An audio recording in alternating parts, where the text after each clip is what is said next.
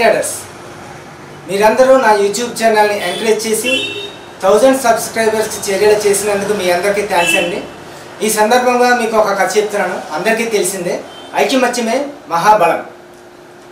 ఒక బలవంతుడికి ఒక కర్ర ఇచ్చి ఎరపమన్నాం అనుకోండి, అతను ఈజీగా ఎరిపేయగలరు. అదే 10 కర్రలు కట్టకట్టి ఇచ్చి ఎరపమన్నాం అనుకోండి, ఎరపడం కష్టం అయిపోతుంది, ఎరపలేడు. ఇదంతా ఎందుకు చెప్తున్నానంటే, కొత్తగా ట్రేడింగ్ చేసేవాళ్ళు, ట్రేడింగ్లో ప్రాపర్ సెటప్ లేని వాళ్ళకి, అంటే ఒక రకంగా చెప్పాలంటే ట్రేడింగ్ చేస్తూ లాస్ అవుతున్న వాళ్ళకి, మనం ట్రేడ్స్ చేస్తున్నప్పుడు ఒక కాన్సెప్ట్ వస్తుందనేసి ట్రేడ్స్ చేయకూడదు. 2-3 కాన్సెప్ట్లతో మనకి కన్ఫర్మ్ చేసుకుని మనం ట్రేడ్స్ చేస్తూ ఉండాలి. ఇప్పుడు ప్రైస్ యాక్షన్ ట్రేడర్స్ ఉన్నారనుకోండి, వాళ్ళు support and resistance, trend lines, demand and supply, patterns, chart patterns ఇలాంటివన్నీ యూజ్ చేసుకుని చేస్తుంటారు. అందులో ఏదో ఒక కాన్సెప్ట్తో చేస్తాను అని అన్నారనుకోండి, అది 50-50 ఛాన్సెస్. అంటే ట్రేడింగ్లో విన్ అవ్వచ్చు, లేకపోతే లేదు.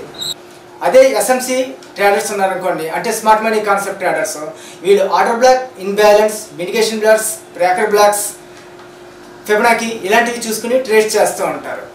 అంతేగాని ఇన్బ్యాలెన్స్ వచ్చిందని ట్రేడ్స్ చేశారనుకోండి, అది 50-50 ఛాన్సెస్లో ఉంటుంది. ఇన్బ్యాలెన్స్ చాలా టైంలో చాలా సందర్భాల్లో వస్తుంటుంది. మల్టిపుల్ కాన్సెప్ట్స్తో ఉన్న ఎంట్రీస్ కానీ తీసుకున్నారనుకోండి, ఒక 99% విన్ అయ్యే ఛాన్సెస్ ఎక్కువగా ఉంటాయి. ఇప్పుడు నేను చెప్పే ఈ కాన్సెప్ట్ కొత్తగా ఎవరైతే ట్రేడ్స్ చేస్తున్నారో వాళ్ళ ఆలోచన విధానం ఎలా ఉండాలని అంటే, మల్టిపుల్ కాన్సెప్ట్స్తో ఉన్న ఎంట్రీస్ని ప్లాన్ చేయాలి.